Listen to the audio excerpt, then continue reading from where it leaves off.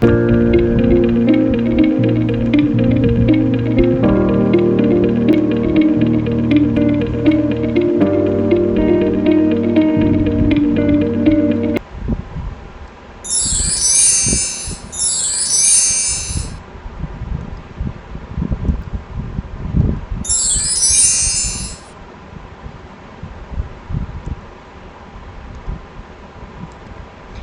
Everyone, मैं हूँ रेखा, आपकी फ़िज़िक्स मेंटोर। हम यहाँ पर कर रहे हैं क्लास 11th की फ़िज़िक्स। चैप्टर 1 से हमने स्टार्ट कर दिया है। यूनिट 1 हमारी है फिज़िकल वर्ड एंड मेजरमेंट। कल मैंने कुछ आपकी बेसिक टर्म डिस्कस की थी। पहले हमने साइंस की डेफिनेशन को डिस्कस किया, साइंस की कितनी स्ट्रीम्स होती हैं, फ़िज़िक्स, केमिस्ट्री एंड बायोलॉजी, उनको डिस्कस किया। फ़िज़िक्स की कितनी ब्रांचेस होती हैं, केमिस्ट्री में कौन सी सब ब्रांचेस होती हैं, बायोलॉजी में कौन कौन सी सब ब्रांचेस होती हैं। फ़िज़िक्स की कुछ मेन ब्रांचेस को मैंने डिस्कस किया।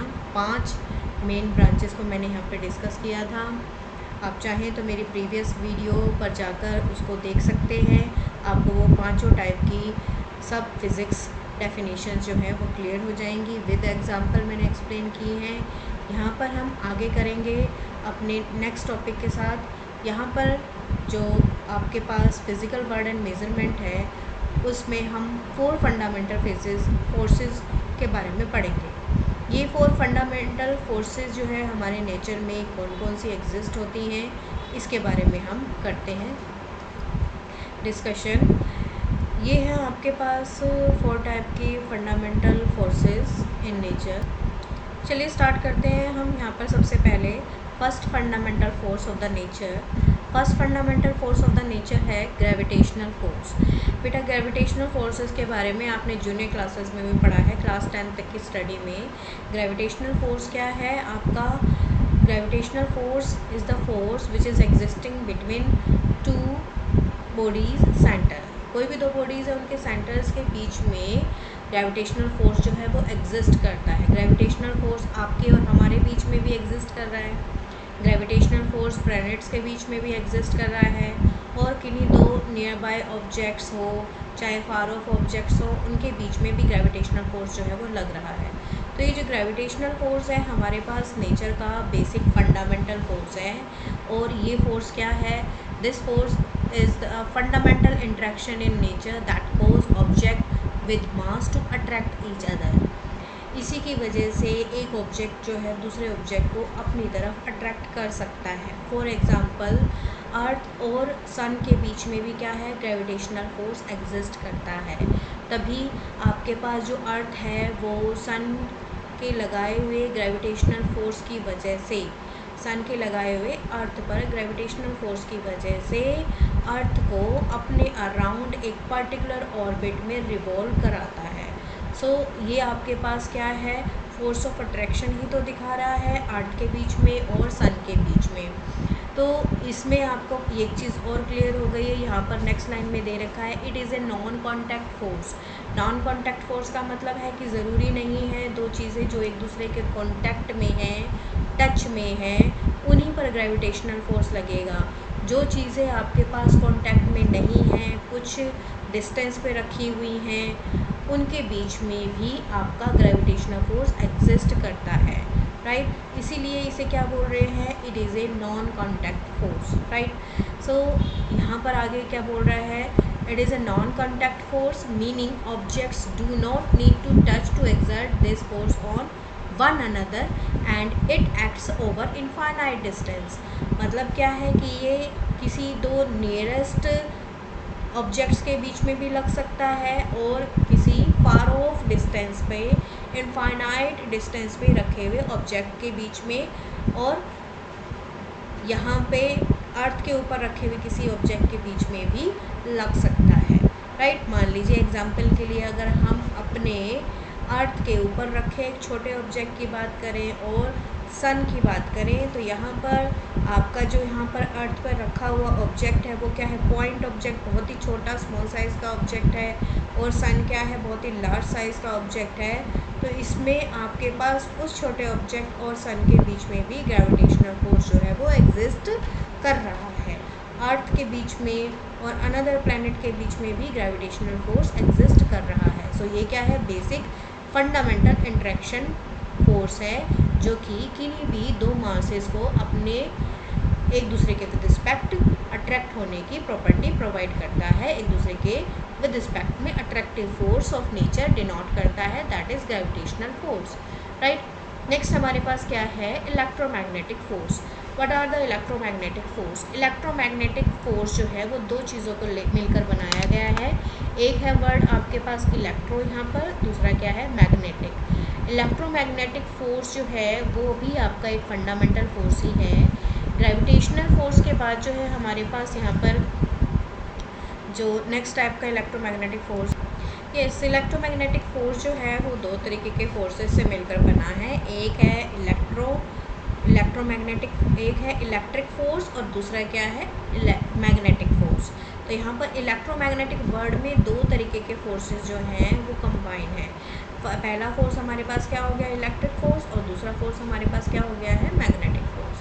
तो देखिए यहाँ पर ये आपकी डेफिनेशन क्या है, electromagnetic force is the force of interaction between charged particles such as electron and proton. ये क्या है, आपके पास एक इंटरेक्शन है चार्ज पार्टिकल के बीच में, जैसे कि इलेक्ट्रॉन और प्रोटॉन के बीच में होती है एटम के अंदर। एटम के अंदर इलेक्ट्रॉन और प्रोटॉन क्या काम करते हैं, प्रोटॉन के ऊपर चार्ज क्या होता है, पॉजिटिव, और इलेक्ट्रॉन के ऊपर क्या होता है, नेगेटिव। तो आपके पास जो ये इलेक्ट्रॉन्स हैं वो इस पॉजिटिव चार्ज के अराउंड एक सर्कुलर ऑर्बिट में रिवॉल्व करते हैं। ये रिवॉल्व किस लिए करते हैं, एटम के अंदर, एटम के अंदर पॉजिटिव और नेगेटिव चार्जेस के बीच में इंटरेक्शन एग्जिस्ट करती है। कौन सी interaction, electrostatic force of interaction जो है वो एग्जिस्ट करती है, जिसकी वजह से ये इलेक्ट्रॉन्स जो हैं इस न्यूक्लियस के अराउंड एक पर्टिकुलर ऑर्बिट में रिवॉल्व करती हैं, ठीक है। उसके बाद फिर हम यहाँ पर बात कर रहे हैं, it consist of two component, electric force and magnetic force. अभी मैंने बताया इसमें दो तरीके के फोर्सेस हैं, और ये फोर्स ऑफ यही फोर्स जो है वो किस चीज़ के लिए रिस्पॉन्सिबल है, अट्रैक्शन के लिए रिस्पॉन्सिबल है। इसी इलेक्ट्रोमैग्नेटिक फोर्स की वजह से आपके पास यहाँ पर क्या दिखाई देता है, अपोजिट चार्जेस जो हैं वो एक दूसरे को अट्रैक्ट करते हैं, और लाइक चार्जेस एक दूसरे को क्या करते हैं, रिपेल करते हैं। इन चार्जेस की या फिर इन फोर्सेस की जो रेंज है वो क्या है, इनफाइनाइट है, इनफाइनाइट रेंज है। इनफाइनाइट रेंज का मतलब है कि इनफाइनाइट डिस्टेंस पे रखे हुए चार्जेस के बीच में भी आपके पास इलेक्ट्रोमैग्नेटिक फोर्स जो है वो एग्जिस्ट करता है, राइट। नेक्स्ट हमारे पास डेफिनेशन हो गई है स्ट्रॉन्ग न्यूक्लियर फोर्स की। What are the strong nuclear forces? देखिए न्यूक्लियर फोर्सेस यहाँ पर स्ट्रॉन्ग है और यहाँ पर वीक है। दोनों ही टाइप के फोर्सेस कैसे हैं, न्यूक्लियर फोर्सेस हैं। स्ट्रॉन्ग न्यूक्लियर फोर्सेस क्या होते हैं, इनको हम स्ट्रॉन्ग न्यूक्लियर फोर्सेस को क्या बोलते हैं, these are also known as strong interaction on nuclear forces is one of the four fundamental forces in nature. It act between hadrons, primarily between protons and neutrons, collectively known as nucleons.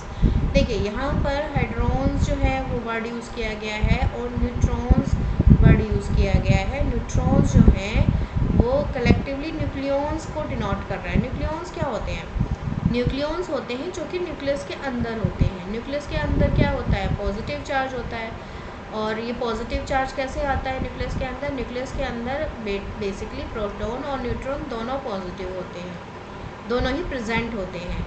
Proton के ऊपर कैसा charge होता है, plus, और neutron के ऊपर charge कैसा होता है, ज़ीरो, न्यूट्रल चार्ज होता है, राइट। तो एज ए होल एटम के सेंटर पर कैसा चार्ज होता है, पॉजिटिव चार्ज होता है। तो न्यूक्लियस के अंदर प्रोटॉन और न्यूट्रॉन ये हमारे पास दोनों क्या है, न्यूक्लियॉन्स है। इनको कंबाइंड फॉर्म में क्या बोलते हैं, न्यूक्लियॉन्स बोलते हैं, राइट। ये जो वर्ड न्यूक्लियॉन्स है किसके लिए यूज़ किया गया है, न्यूक्लियस के अंदर जो प्रेजेंट होते हैं प्रोटॉन और न्यूट्रॉन, इनके लिए। तो जो स्ट्रॉन्ग न्यूक्लियर फोर्सेस हैं ये हमारे पास जो है क्या है, it is a force between proton and neutron, proton और न्यूट्रॉन के बीच का फोर्स है जो कि एटम के न्यूक्लियस के अंदर एग्जिस्ट करता है, एटम के न्यूक्लियस के अंदर एग्जिस्ट करता है। इसी न्यूक्लियर फोर्स की वजह से इसी स्ट्रॉन्ग न्यूक्लियर फोर्स की वजह से जो आपका एटम का सेंटर है वो प्रोटॉन और न्यूट्रॉन को डिवाइड नहीं कर पाते। कहने का मतलब है कि प्रोटॉन न्यूक्लियस से बाहर नहीं आते, न्यूक्लियस के अंदर ही रहते हैं, क्योंकि प्रोटॉन और न्यूट्रॉन के बीच में एक स्ट्रॉन्ग न्यूक्लियर फोर्स एग्जिस्ट करता है और यही स्ट्रॉन्ग न्यूक्लियर फोर्स जो है प्रोटॉन को न्यूक्लियस के अंदर से बाहर नहीं आने देता, राइट। सो होल्ड करके रखा हुआ है प्रोटॉन को विद इन द न्यूक्लियस के अंदर। Despite the repulsive electromagnetic force that act between the positive charge protons, right. हालांकि पॉजिटिव और पॉजिटिव चार्ज प्रोटॉन की क्वांटिटी जो है आपस में जो है प्रोटॉन और प्रोटॉन दोनों ही कैसे हैं, दोनों का चार्ज क्या है पॉजिटिव। आपको पता है लाइक चार्जेस क्या करने चाहिए, रिपेल करने चाहिए, और रिपेल होने की वजह से प्रोटॉन को क्या आ जाना चाहिए, न्यूक्लियस के बाहर आ जाना चाहिए, क्योंकि हमारे पास प्रॉपर्टी होती है कि पॉजिटिव और पॉजिटिव चार्जेस क्या होते हैं, रिपेल करते हैं। पॉजिटिव और पॉजिटिव चार्जेस रिपेल करते हैं, तो फिर ये प्रोटॉन के केस में ऐसा क्यों नहीं हुआ। प्रोटॉन के केस में ऐसा इसलिए नहीं हुआ क्योंकि न्यूक्लियस के अंदर एक तो न्यूट्रॉन्स भी प्रेजेंट हैं, दूसरा कि ये जो स्ट्रॉन्ग न्यूक्लियर फोर्सेस हैं न्यूक्लियस के सेंटर के अंदर, ये प्रोटॉन्स को प्रोटॉन और प्रोटॉन के बीच की जो रिपल्शन है उससे ज़्यादा होते हैं, इसीलिए रिपल्सिव फोर्स को, प्रोटॉन और प्रोटॉन के रिपल्सिव फोर्स को ओवरकम कर देता है ये स्ट्रॉन्ग न्यूक्लियर फोर्स, और ये न्यूक्लियस के सेंटर से प्रोटॉन को बाहर नहीं जाने देता, राइट। ये हो गया स्ट्रॉन्ग न्यूक्लियर फोर्स। अब इसके बाद आते हैं हम वीक न्यूक्लियर फोर्स के बारे में। वीक न्यूक्लियर फोर्स क्या होता है। वीक न्यूक्लियर फोर्स को हम वीक इंटरेक्शन भी बोलते हैं। ये भी हमारे पास 4 फंडामेंटल फोर्सेस ऑफ नेचर में आता है, और ये किस चीज़ के लिए रिस्पॉन्सिबल होता है।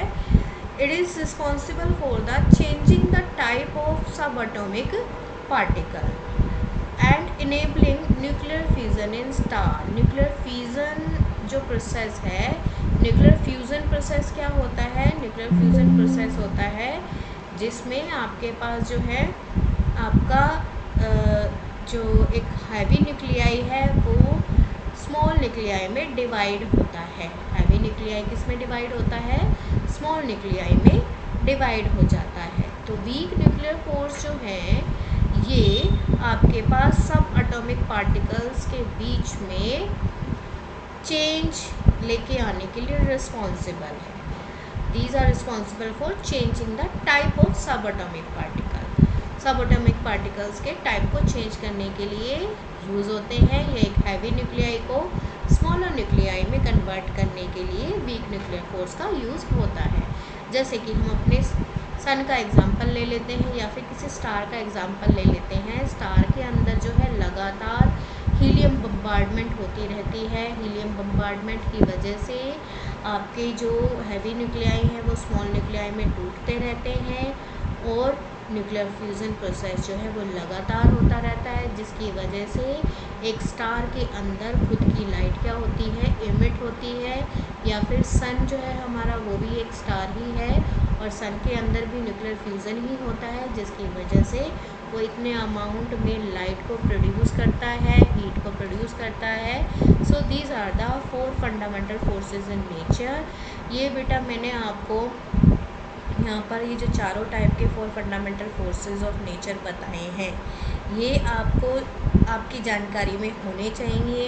ये हालांकि जो आपके पास सिलेबस में CBSE की तरफ से इनके बारे में कोई इंट्रोडक्शन नहीं दी गई है, लेकिन आपके आगे के टॉपिक्स जब आप पढ़ेंगे अपने चैप्टर्स के बीच के, तो उनमें आपके पास इनवर्स का यूज़ होगा, ग्रेविटेशनल फोर्स का यूज़ होगा, इलेक्ट्रोमैग्नेटिक फोर्स का यूज़ होगा, स्ट्रॉन्ग और वीक न्यूक्लियर फोर्स का यूज़ होगा। इसीलिए मैंने आपको स्टार्टिंग में ही समझा दिया है कि ये किस टाइप के फोर्सेस हैं। इन्हें ही हम फंडामेंटल फोर्सेस बोल रहे हैं, क्योंकि इन्हीं से ही अनदर टाइप के जो फोर्सेस हैं वो एग्जिस्टेंस में आ रहे हैं।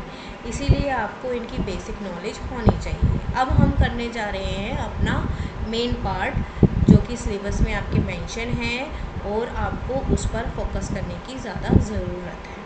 अगर आप लोगों को इतना पार्ट जो है करने की ज़रूरत नहीं लगती है तो आप लोग इस पार्ट को स्किप करके सीधा आप यूनिट एंड मेज़रमेंट के टॉपिक से स्टार्ट कर सकते हैं और अपने आगे के टॉपिक्स की रिवीजन वहाँ से स्टार्ट करके अपने ओल्ड टॉपिक को लिंक में रख सकते हैं CBSE के सिलेबस के साथ। ठीक है, तो अब हम सबसे पहले अपना करने जा रहे हैं टॉपिक यूनिट एंड मेज़रमेंट की स्टार्टिंग से।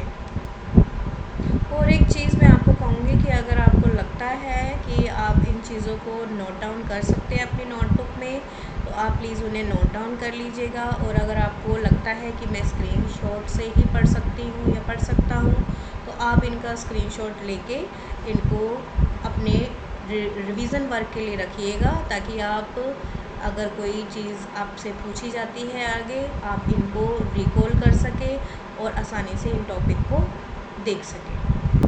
तो चलिए स्टूडेंट स्टार्ट करते हैं अपने चैप्टर में यूनिट एंड मेज़रमेंट में फर्स्ट टर्म डिस्कशन करने के लिए क्या है, नीड ऑफ फिज़िक्स।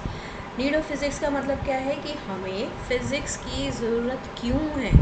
हम फ़िज़िक्स की जो इतनी स्टडी कर रहे हैं, इतनी सारी चीज़ें हम पढ़ रहे हैं, अपनी डेली लाइफ में इतनी सारी चीज़ों को आसपास देख रहे हैं, उसमें फ़िज़िक्स कहाँ लगती है, उसका क्या यूज़ है और आप उसे पढ़ क्यों रहे हैं, ये सब चीज़ें आपको पता होनी ज़रूरी है। सो हम सबसे पहले देखते हैं कि फ़िज़िक्स की इम्पोर्टेंस या नीड क्या है। चलिए हम फ़िज़िक्स की इम्पोर्टेंस या नीड को देखते हैं अपनी एक एक्टिविटी या फिर एक लाइव वीडियो के थ्रू, ताकि हम समझ सकें कि हमारे पास डेली लाइफ में कहाँ कहाँ फ़िज़िक्स का यूज़ होता है।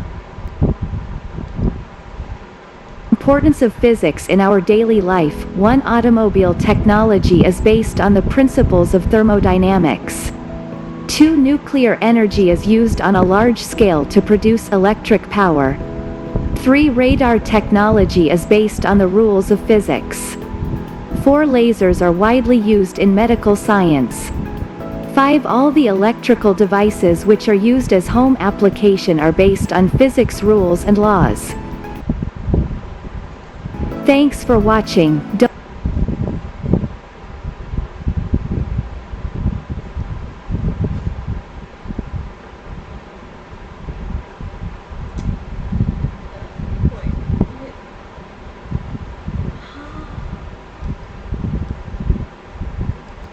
तो यहाँ पर हमने देखा कि हमारी डेली लाइफ में फ़िज़िक्स कहाँ कहाँ यूज़ होती है और उसका क्या क्या यूज़ है। हम इन चीज़ों को जो हमने अभी देखी उनको नोट डाउन कर लेते हैं। सबसे पहली नीड हमने क्या देखी है, यहाँ पर सबसे पहली नीड हमने देखी है automobile engines. Automobile engines, automobile engines कह सकते हैं या फिर आप ऑटोमोबाइल मशीन्स भी बोल सकते हैं। ऑटोमोबाइल मशीन्स, ऑटोमोबाइल मशीन्स में कौन कौन सी आ रही हैं चीज़ें आपकी, कार, बस, ट्रेन और जितने भी मूविंग व्हीकल्स हैं, आपके बाइक है, स्कूटी है, ये सारे क्या हैं, ऑटोमोबाइल मशीन्स हैं।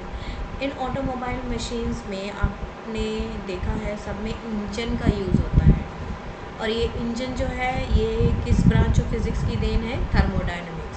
Automobile machines are based on the principle of thermodynamics, based on the principle of thermodynamics,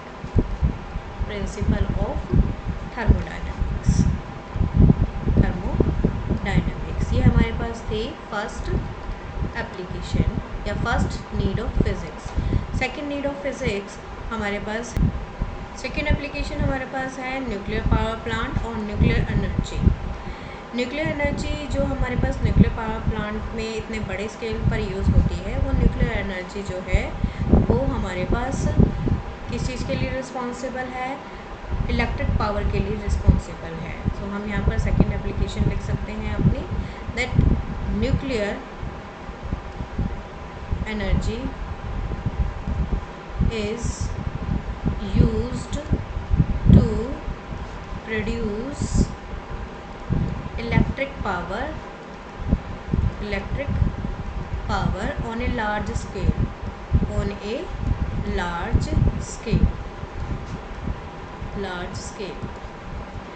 third आपके पास यहाँ पर क्या बताया गया था, थर्ड एप्लीकेशन बताई गई थी आपकी radar technology.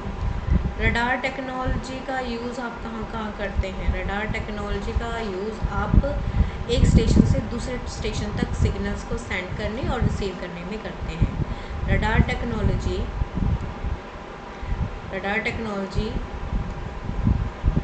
is also based on the rules of physics. ये भी हमारे पास फिज़िक्स की ही देन है, राइट। ये जो इतने आप कम्युनिकेशन कर पा रहे हैं, मैं यहाँ हूँ और आप लोग अपने घर पर हैं, हम इतने डिस्टेंस पर होकर भी आपस में एक दूसरे के साथ कम्युनिकेशन कर पा रहे हैं और एक दूसरे की बात को सुन पा रहे हैं, देख पा रहे हैं। ये जो आपका मोबाइल फ़ोन है, इसमें हम वीडियो कॉल, ऑडियो कॉल आसानी से कर पा रहे हैं और किसी भी रडार स्टेशन से, मतलब आपके एक रडार स्टेशन से दूसरे रडार स्टेशन तक जो सिग्नल जा रहे हैं, स्पेस से जो रडार स्टेशन में कोई सिग्नल आ रहा है, या फिर रडार स्टेशन से स्पेस में जो सिग्नल जा रहा है, ये सब किसकी बदौलत है? फ़िज़िक्स की बदौलत है। तो ये हमारे पास जो टेक्नोलॉजी हम यूज़ कर रहे हैं आज की डेट में, वाईफाई, हाईफाई, ये सारी चीज़ें, लीफाई, ये सारी हमारे पास जो है किसकी बदौलत है? फ़िज़िक्स की बदौलत है। हमारे पास नेक्स्ट जो आपकी नीड यहाँ पर बताई गई, lasers are also used to cure the cancer cells. Cancer cell को किल करके लेज़र के थ्रू जो है आपकी सर्जरी जो है आजकल की जाती है। और आपने देखा होगा लेज़र सर्जरी से रेटिना क्लियर किया जा सकता है, लेंस को क्लियर किया जा सकता है। आजकल जो है न्यू एडवांस टेक्नोलॉजी आ गई है जिसमें हमारे पास जो है लेज़र्स का यूज़ होता है। तो lasers are used in medical sciences. ये भी किसकी बदौलत है? फ़िज़िक्स की बदौलत है। मेडिकल साइंस में भी फ़िज़िक्स का बहुत बड़ा रोल है, राइट। और इसके अलावा फिफ्थ एप्लीकेशन आप लोगों के लिए मैं थोड़ा ऊपर करके लिख देती हूँ, यहाँ पर मेरे पास स्पेस नहीं बचा है, मैं यहाँ पर लिख देती हूँ आपके लिए फिफ्थ एप्लीकेशन। ये फिफ्थ एप्लीकेशन में क्या है, जितने भी हमारे पास इलेक्ट्रॉनिक डिवाइसेस हम यूज़ करते हैं, इलेक्ट्रॉनिक डिवाइसेस में आपके पास क्या आ जाता है? इलेक्ट्रॉनिक डिवाइसेस में आ जाता है मोबाइल चार्जर हो गया, लैपटॉप चार्जर, लैपटॉप, मोबाइल, या फिर आपके पास fan, TV, fridge, AC, coolers, ये सारे क्या हैं? इलेक्ट्रॉनिक डिवाइसेस हैं। ये सारी इलेक्ट्रॉनिक डिवाइसेस जो हैं आपकी इसमें यूज़ हो रही हैं। ये भी आपके पास फ़िज़िक्स जो है उसको डिस्क्राइब करती है। फ़िज़िक्स जो है हमारे पास इन सारे इलेक्ट्रॉनिक डिवाइसेस में वर्क कराने में, फंक्शनल कराने में रिस्पॉन्सिबल है। तो electronic devices are based on physics laws। जितनी भी सारी इलेक्ट्रॉनिक डिवाइसेस हैं ये भी हमारे पास फिज़िक्स के लॉ के ऊपर ही बेस्ड है। तो ये तो हो गई हमारे पास नीड ऑफ फिज़िक्स, जो कि हमारे पास डेली लाइफ में हम देखते हैं, यूज़ करते हैं। इसके अलावा भी बहुत सारी एप्लीकेशंस हैं जिनका हमारे डेली लाइफ में यूज़ होता है, और सब की सब किसने दे रखी हैं? आपके फ़िज़िक्स ने। आपने देखा होगा कभी आप बीमार हो जाते हैं तो आपका अगर डॉक्टर से अपॉइंटमेंट होता है तो डॉक्टर के पास जाते हो, आपका सबसे पहले वो मेज़रमेंट स्टेथोस्कोप से करता है कि आपकी चेस्ट में कोई ब्लॉकेज तो नहीं है, या फिर आपको कोई फीवर तो नहीं है। थर्मामीटर का यूज़ करता है। इसके अलावा आप ऑक्सीलेटर, हार्ट बीट को चेक करने के लिए यूज़ होती हैं। तो ये सारी चीज़ें जो है, स्टेथोस्कोप हो गया, थर्मामीटर हो गया, या फिर आपके पास जो ये ऑसिलेटर हो गया, ये सारे के सारे जो डिवाइसेस हैं ये किसकी बदौलत है? फ़िज़िक्स की बदौलत है। इन सब में फ़िज़िक्स आपकी अलग अलग लॉज और प्रिंसिपल को डिनोट कर रही है, राइट। तो हमारे पास ये है नीड ऑफ फिज़िक्स। इसके बाद हम करते हैं अपना नेक्स्ट टॉपिक। तो चलिए स्टार्ट करते हैं अपनी नेक्स्ट टर्म से। नेक्स्ट टर्म है हमारे पास physical quantities. Physical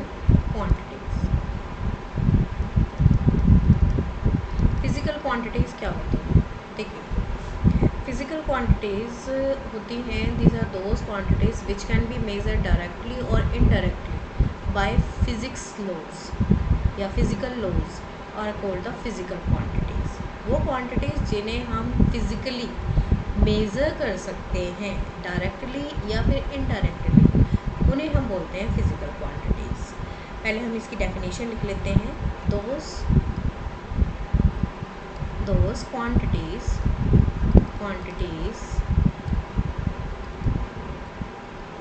which can be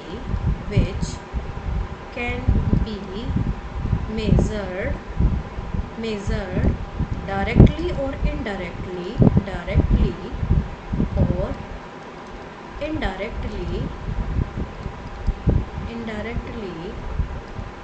by physical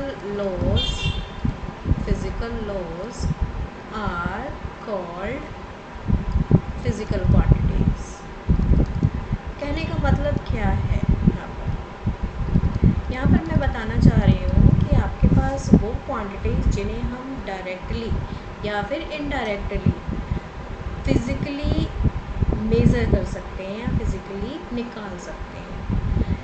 ठीक है, तो कैसे निकाल सकते हैं? फॉर एग्ज़ाम्पल के लिए अगर मैं कोई लेंथ नापना चाहूँ तो मैं क्या करूँगी, मैं कोई इंच टेप उठाऊँगी। ठीक है, अगर मेरे पास इंच टेप भी नहीं है तो मैं अपना रूलर उठा लूँगी, रूलर से उसको सेंटीमीटर में मेज़र करना शुरू कर दूँगी। रूलर भी नहीं है मेरे पास तो मैं थ्रेड लूँगी, थ्रेड से मेज़र करना शुरू कर दूँगी। तो मैं क्या कर रही हूँ, यहाँ पर अलग अलग मेथड्स ले रही हूँ। एक बार मैंने क्या किया, इंच टेप से कोशिश की, एक बार मैंने थ्रेड से कोशिश की और एक बार मैंने रूलर यानी कि स्केल से कोशिश की।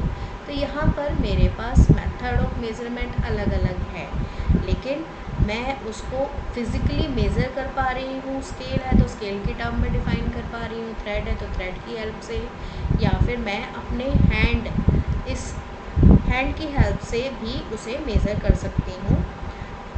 1 फुट 2 फुट के अकॉर्डिंग मैं इसे मेज़र कर सकती हूँ। तो इसका मतलब क्या है, मैंने यहाँ पर क्या किया है, उसको डायरेक्टली या फिर इनडायरेक्टली मेज़र करने की कोशिश की है। और फिज़िकल क्वांटिटी हमारे पास कौन सी हो गई, वो लेंथ हो गई है, जिसको मैंने मेज़र करने की कोशिश की है। अब लेंथ क्या है हमारे पास, 2 पॉइंट्स के बीच का डिस्टेंस ही है। मान लीजिए ये चीज़ है मेरे पास, इसकी अगर मुझे लेंथ मेज़र करनी है तो मैं इस पॉइंट से लेकर इस पॉइंट तक के बीच का डिस्टेंस ही तो मेज़र करूँगी। इस पॉइंट से लेकर इस पॉइंट तक के बीच का जो डिस्टेंस है मेरे पास, वो मुझे क्या डिनोट करेगा, वो मुझे डिनोट करेगा कि मेरे पास इन दोनों पॉइंट के बीच में इस ऑब्जेक्ट की क्या लेंथ होगी, इस ऑब्जेक्ट की क्या लेंथ होगी। इस पॉइंट से लेकर इस पॉइंट तक के बीच के डिस्टेंस के बीच का जो भी गैप है वो मेरे पास क्या डिनोट कर रहा है, लेंथ को डिनोट कर रहा है, राइट। तो मैंने यहाँ पर फिज़िकल मेज़रमेंट की है, राइट। तो ये आपके पास फिज़िकल क्वांटिटी का पहला एग्जाम्पल हो गया। यहाँ पर मैं लिख सकती हूँ फॉर एग्जाम्पल लेंथ। ठीक है, एक तो हो गई मेरे पास लेंथ, दूसरा मैं डिस्टेंस भी तो लिख सकती हूँ, ठीक है। अच्छा, ये हो गया हमारे पास, लेंथ हो गया और डिस्टेंस हो गया। इसके अलावा अगर मुझे किसी चीज़ का मास निकालने के लिए बोल दिया जाए, मान लीजिए ये चीज़ है मेरे पास, पेन है, इस पेन का मुझे मास निकालने के लिए बोल दिया जाए, तो मैं इस मास को किलोग्राम में भी निकाल सकती हूँ, ग्राम में भी निकाल सकती हूँ,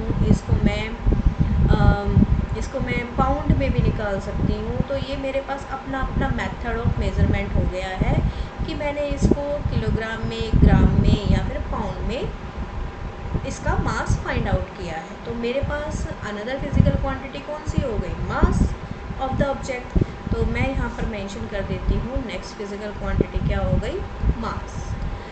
ठीक है, इसके अलावा मेरे पास कोई और अगर फिज़िकल क्वांटिटी की बात करती हूँ मैं, तो वो क्या हो सकती है, लाइक मेरे पास क्या हो सकता है, टाइम जो है, मैं किसी इवेंट का जो अगर मैं टाइम निकाल रही हूँ, 1 सेकंड से लेकर 10 सेकंड के बीच में जो आपका इवेंट हुआ है या भी कोई घटना हुई है या फिर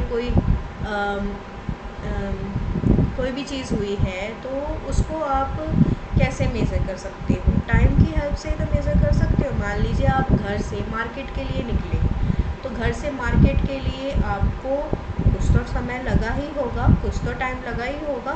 तो घर से लेकर आपके मार्केट तक जाने के बीच में दोनों क्या नाम है, दोनों पोजीशन के बीच में जो आपके पास टाइम इंटरवल लग रहा है, आपको जो आपने इवेंट की है उस इवेंट को करने में जो टाइम लग रहा है वो आप कैसे मेज़र कर सकते हैं? सेकंड में निकालेंगे, मिनट में निकालेंगे या फिर आवर में निकालेंगे? आप कहेंगे ना कि मुझे अपने घर से लेकर मार्केट तक जाने में 15 मिनट का टाइम लगा, 20 मिनट का टाइम लगा, पौना घंटा लगा, आधा घंटा लगा, 1 घंटा लगा। तो ये मैं क्या कर रही हूँ, मैंने आपको बताया कि आप सेकंड में निकाल रहे हैं, मिनट में निकाल रहे हैं या फिर आवर में निकाल रहे हैं। आप किसको मेज़र कर रहे हैं? फिज़िकल क्वांटिटी टाइम को मेज़र कर रहे हैं। और मेथड क्या क्या लगा रहे हैं? सेकंड में मेज़र करने का, मिनट में मेज़र करने का और आवर्स में मेज़र करने का आप मेथड लगा रहे हैं। तो आप यहाँ पर लिख सकते हैं अनदर फिज़िकल क्वांटिटी हमारी कौन सी हो गई है? Time etcetera. इसके अलावा हमारे पास और भी मेज़रमेंट करने के लिए फ़िज़िकल क्वांटिटीज़ होती हैं, उनके बारे में हम धीरे धीरे डिस्कस करेंगे। इसमें आपके पास स्पीड, वेलोसिटी, ये सारी क्या है? फ़िज़िकल क्वांटिटीज़ हैं, राइट। आप फ़िज़िकल क्वांटिटीज़ की टाइप्स के बारे में पढ़ेंगे। हम यहाँ पर 2 टाइप की जो फ़िज़िकल क्वांटिटीज़ हैं उनके बारे में बात करेंगे। फ़िज़िकल क्वांटिटीज़ फ़िज़िकल क्वांटिटीज़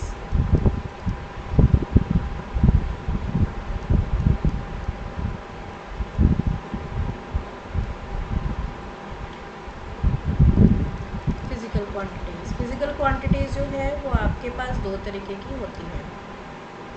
एक हो गई आपके पास फंडामेंटल क्वांटिटीज़।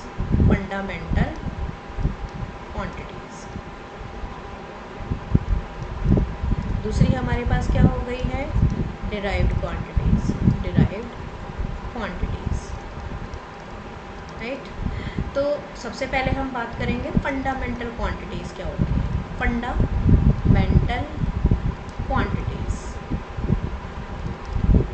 फंडामेंटल क्वांटिटीज़ ये बेसिकली बेस क्वांटिटीज़ भी बोली जाती हैं। फंडामेंटल क्वांटिटीज़ और बेस क्वांटिटीज़ वो होती हैं जो किसी अनदर यूनिट से डिराइव नहीं होती। अनदर यूनिट से डिराइव होने का मतलब है कि ये खुद से ही डिराइव हो सकती हैं, इसके अलावा इसे किसी और चीज़ से फाइंड नहीं किया जा सकता। खुद से ही डिराइव हो सकती है, किसी और चीज़ से नहीं निकाला जा सकता है। इसका क्या मतलब है? इसका क्या मतलब है कि ये इंडिपेंडेंट है या फिर इनको किसी और से नहीं निकाला जा सकता। पहले तो मैं इसकी डेफिनेशन लिख देती हूँ आप लोगों के लिए। क्या है इसकी डेफिनेशन? फंडामेंटल क्वांटिटीज़ कौन सी होती हैं? Those quantities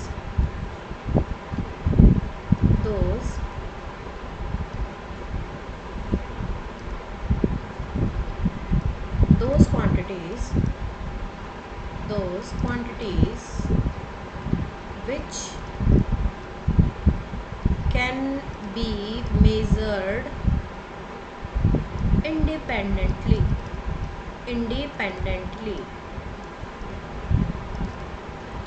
or cannot be measured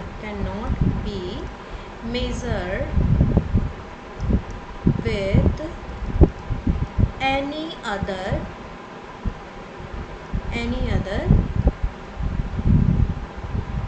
physical quantity,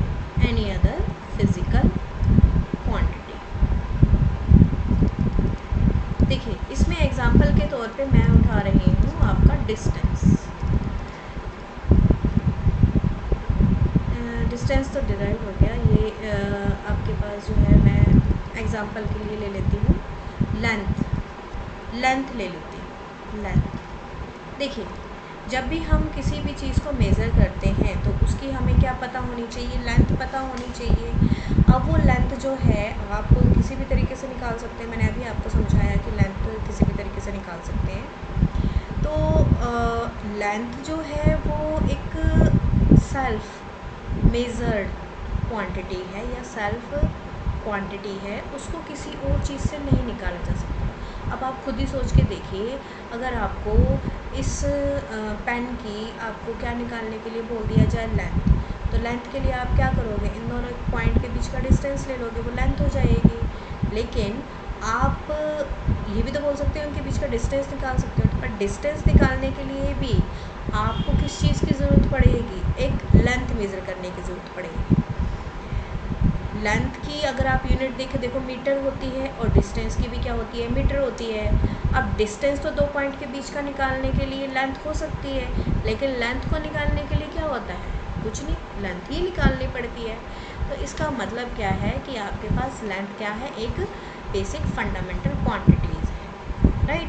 अब लेंथ आपके पास फंडामेंटल क्वांटिटी है, इसके अलावा आपके पास और कौन कौन सी फंडामेंटल क्वांटिटीज़ है। देखिए बेसिकली हमारे पास जो है 7 फंडामेंटल क्वांटिटीज़, 7 फंडामेंटल क्वांटिटीज़ हैं। इन 7 फंडामेंटल क्वांटिटीज़ को आपने एज इट इज़ याद रखना है, जैसे मैं यहाँ पर लिख के दे रही हूँ, और विद सिंबल आपको यहाँ पर विद में ऐसा यूनिट जो है इसे याद रखना होगा। मैं यहाँ पर सारी ऐसा यूनिट के साथ जो है फंडामेंटल क्वांटिटीज़ लिख देती हूँ आपके लिए। तो ये है हमारे पास 7 फंडामेंटल यूनिट्स।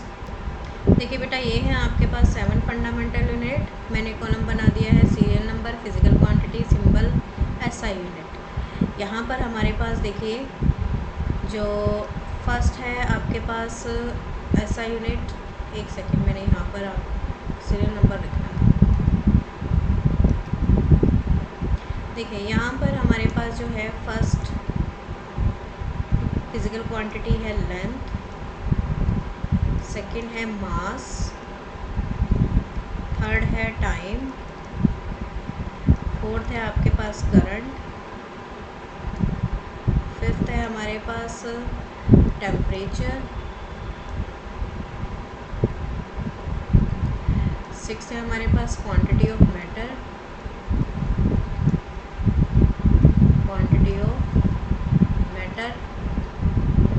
सेवन्थ है हमारे पास ल्यूमिनस इंटेंसिटी,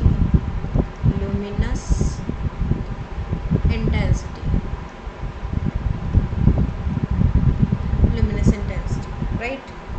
तो यहाँ पर सिंबल लेंथ के लिए आपको पता ही है, लेंथ के लिए क्या सिंबल यूज़ होता है, कैपिटल एल, मास के लिए स्मॉल एम, टाइम के लिए क्या यूज़ होता है, स्मॉल टी यूज़ होता है, और आपके पास करंट के लिए क्या यूज़ होता है, करंट के लिए यूज़ होता है कैपिटल आई, और टेम्परेचर के लिए क्या यूज़ होता है, टेम्परेचर के लिए यूज़ होता है डिग्री सेल्सियस की जगह यहाँ पर क्या होगा, kelvin.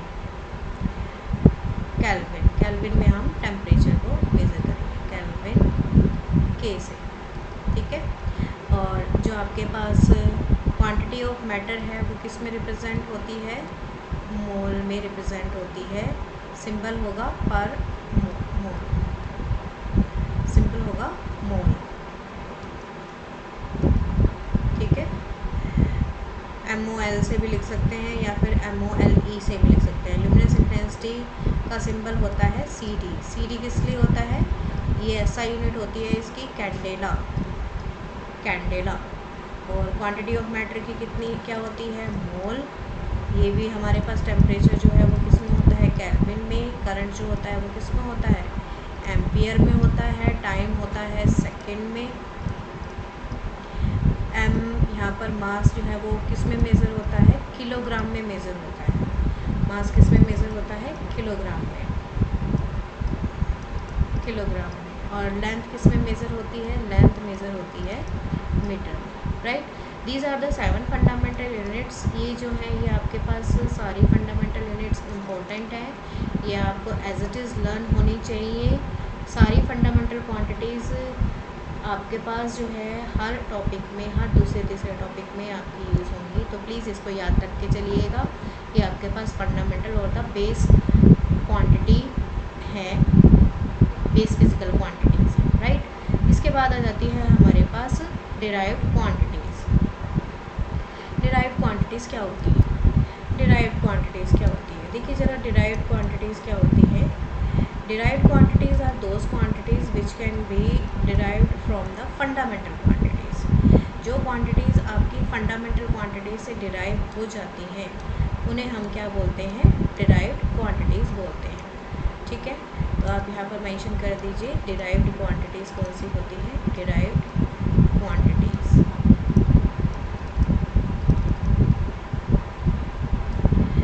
those quantities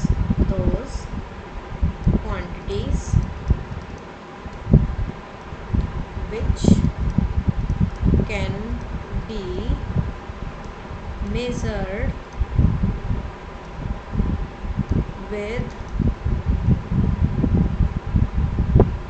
fundamental quantities which can be derived, derived word यहाँ पे लिखना चाहिए था, which can be derived from other physical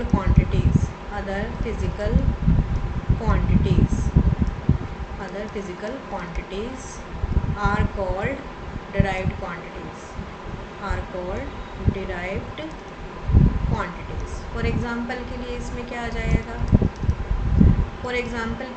आ जाएगा आपके पास डिस्टेंस का। मैंने अभी पीछे आपको एग्जाम्पल दिया था, तो सबसे पहला एग्जाम्पल आपके पास यहाँ पर हो गया है डिस्टेंस।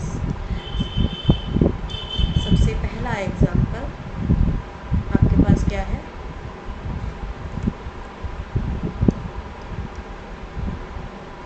डिस्टेंस।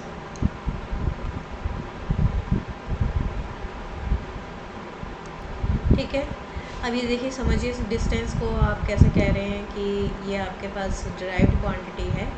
डिस्टेंस देखिए बेटा, डिस्टेंस का मैंने अभी एग्जांपल आपको दिया था कि दो पॉइंट के बीच का जो गैप है वो क्या होता है, हमारे पास डिस्टेंस होता है।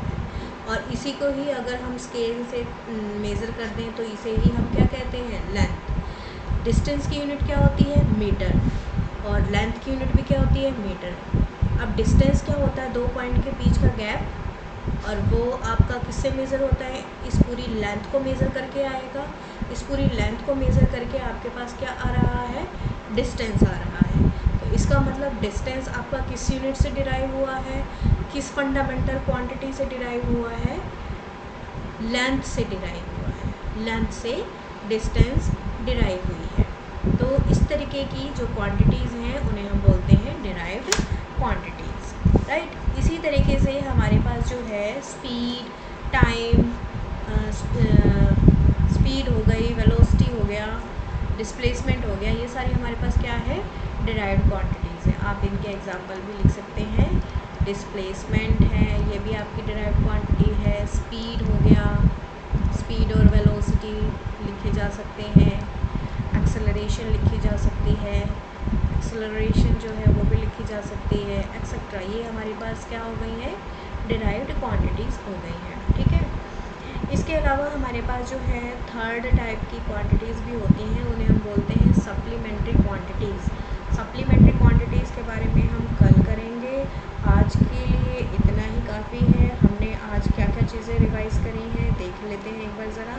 हमने आज जो है अपनी क्लास में सबसे पहले क्या चीज़ डिस्कस करी थी, हमने सबसे पहले डिस्कस किया था need of physics. Need of physics से पहले भी हमने कुछ किया था। नीड ऑफ फिज़िक्स से पहले हमने किया था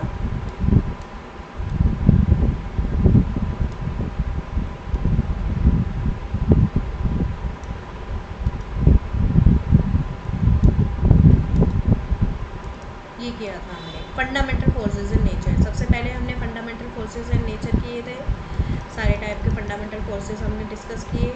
उसके बाद फिर हमने डिस्कस किया है अपना नेक्स्ट क्या चीज़ डिस्कस की है, नेक्स्ट हमने डिस्कस की है यूनिट एंड मेज़रमेंट में नीड ऑफ फिज़िक्स। फ़िज़िक्स की क्या क्या नीड होती है अपनी डेली लाइफ में, ये हमने पढ़ा है।